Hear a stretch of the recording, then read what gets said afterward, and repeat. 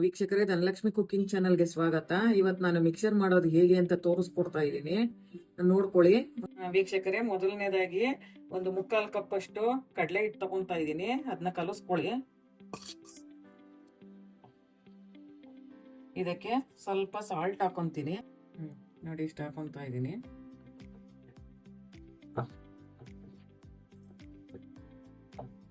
ಈಗ ಇದಕ್ಕೆ ನೀರು ಹಾಕೊಳ್ಳಿ.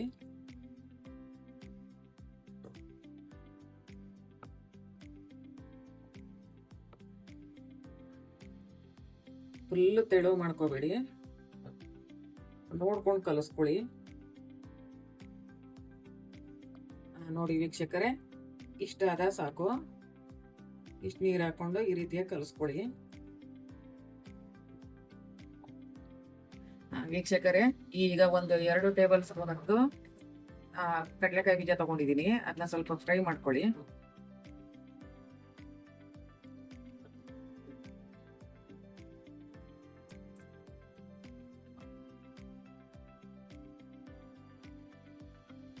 ಈಗ ಮತ್ತೆ ಇದನ್ನು ಅಷ್ಟೇ ಒಂದು 2 ಟೇಬಲ್ ಸ್ಪೂನ್ ಅಷ್ಟು ಹುರ್ಗಡ್ಲೆ ತಗೊಂಡಿದ್ದೀನಿ.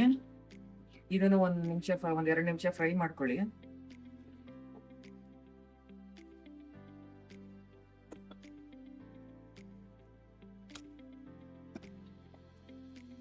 ಇವಾಗ ಕಲಸಿಟ್ಟಿರುವಂತ ಈ ಕಡಲೆ ಹಿಟ್ಟು ಹಾಕೊಂಡಿದ್ದೀನಿ.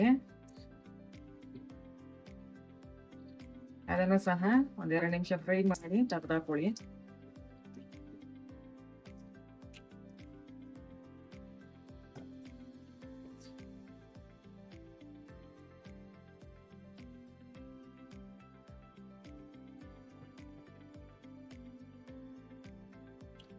ವೀಕ್ಷಕರೇ, ಮತ್ತೆ 3/4 ಕಪ್ಪು ಕಡಲೆ ಹಿಟ್ಟು ತಗೋತಾ ಇದ್ದೀನಿ. ಅಕ್ಕಿ ಹಿಟ್ಟು 3/4 ಕಪ್ಪು, ರುಚಿಗೆ ತಕ್ಕಷ್ಟು ಉಪ್ಪು,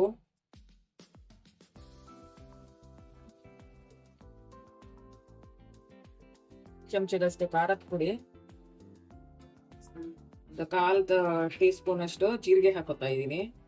ನೀವು ಅಜವಾಯಿನ ಆದ್ರೂ ಹಾಕೋಬಹುದು, ಜೀರಿಗೆನಾದ್ರೂ ಹಾಕೋಬಹುದು. ಈಗ ಸ್ವಲ್ಪ ನೀರು ಹಾಕೊಂಡು ಹಿಟ್ಟಿನ ಅದಕ್ಕೆ ಕಲಸ್ಕೊಳ್ಳಿ.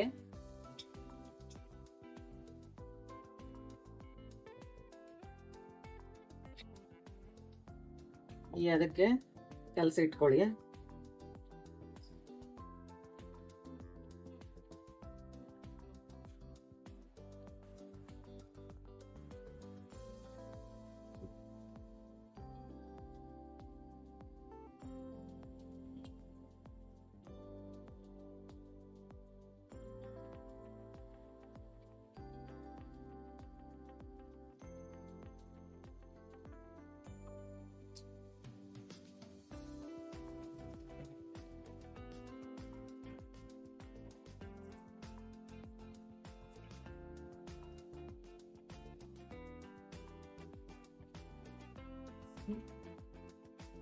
ನೆಕ್ಸ್ಟ್ ಇವಾಗ ಸ್ವಲ್ಪ ಕರಿಬೇವು ಹಾಕೊಂತ ಇದ್ದೀನಿ.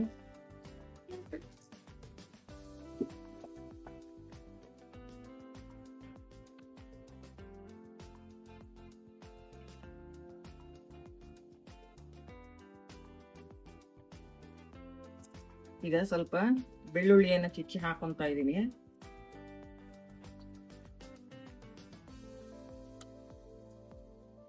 ವೀಕ್ಷಕರೇ, ಇವಾಗ ಮುರುಕುನ ಹಾಕ್ತಾ ಇದ್ದೀನಿ. ಇದು ಮುರುಕ್ ತರ ದೊಡ್ಡದು, ಅದನ್ನ ಮಿಕ್ಸ್ ಮಾಡ್ತಾ ಇದ್ದೀನಿ.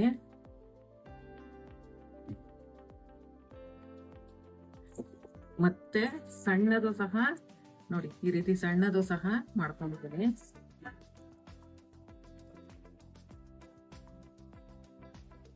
ನೋಡಿ ವೀಕ್ಷಕರೇ, ಈ ರೆಸಿಪಿ ನಿಮ್ಗೂ ಇಷ್ಟ ಆಗಿದ್ರೆ ಇದನ್ನ ಬೇರೆಯವ್ರಿಗೆ ಶೇರ್ ಮಾಡಿ, ಮತ್ತೆ ಲೈಕ್ ಮಾಡಿ, ಸಬ್ಸ್ಕ್ರೈಬ್ ಮಾಡೋದನ್ನ ಮರಿಬೇಡಿ.